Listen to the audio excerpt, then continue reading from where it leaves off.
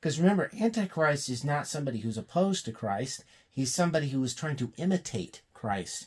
He is the Messiah to the Jews. He's going to declare himself to probably be the Jewish Messiah so that he can fool the nation of Israel. Because remember, he's going to be sitting in the temple, okay? So his whole goal is he wants to deceive the Jews. He wants the Jews to think that he is the Christ.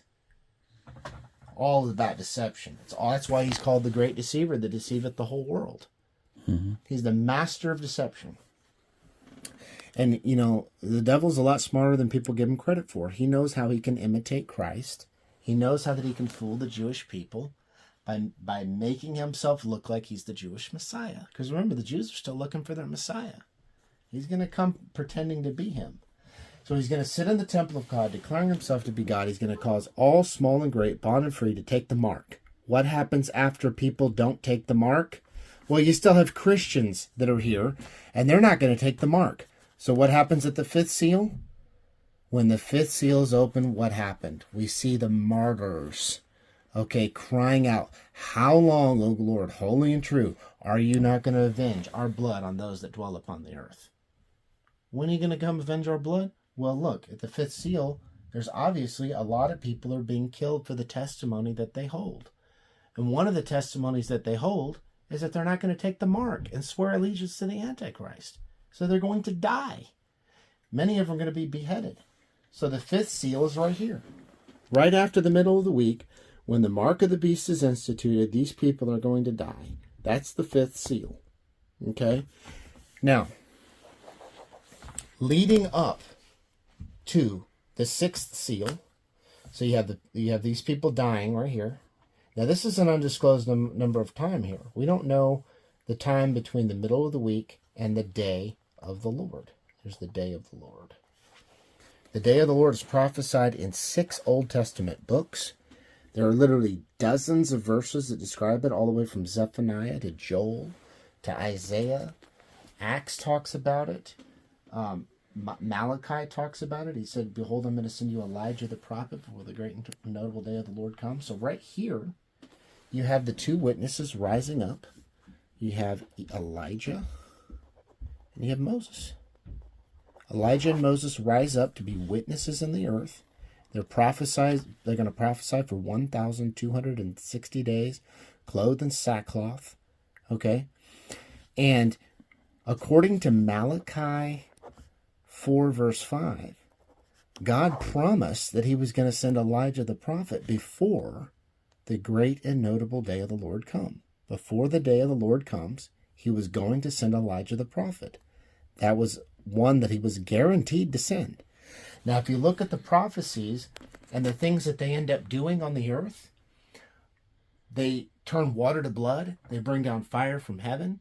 Okay, they cause it not to be able to rain. These are all things that both Moses and Elijah did. Moses and Elijah were seen on the Mount Transfiguration with Christ, standing before the Lord of the whole earth next to him. They're given special place with God. They have special offices that they hold with God. And they're coming back to prophesy. And that's when their prophecy and their ministry starts. All this leads up to the 6th seal, the most important seal of the entire book of Revelation, the most consequential seal. This is the one that initiates the day of the Lord. So you have the martyrdom after the middle of the week, and then we have an undisclosed amount of time until the 6th seal is opened. We don't know when the 6th seal is going to be opened because no one knows the day or the hour. But Jesus said there's going to be cosmological signs, and this is the most important part. There's going to be signs in the sun and moon and stars. Okay, according to the book of Luke, Luke 21. There's going to be signs in the sun and moon and stars. Okay, there are going to be cosmological signs. Okay, Jesus said in Matthew 24:29, and this is called the Great Tribulation.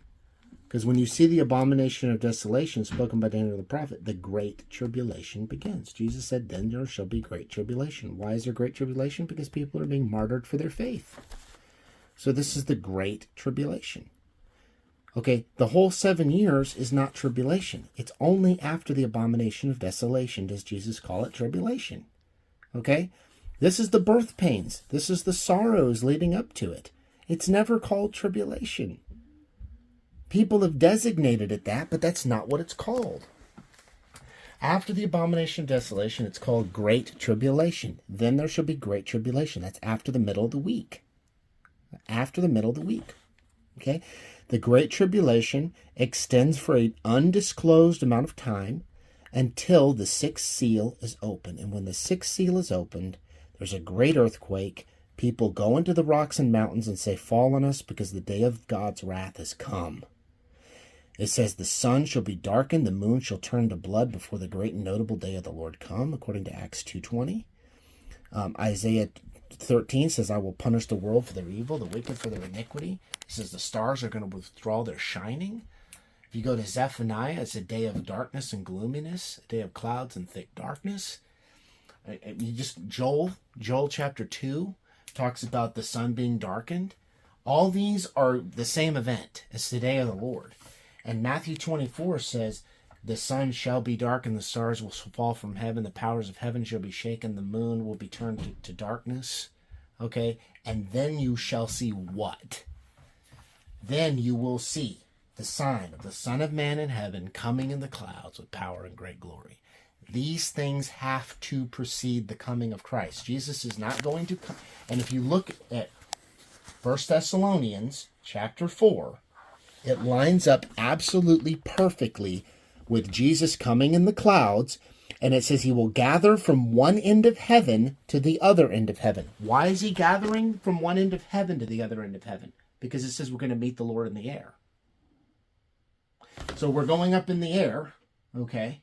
And he's going to gather from one end of the heavens to the other because he's gathering them in the air. It says we're going to meet him in the air, according to 1 Thessalonians.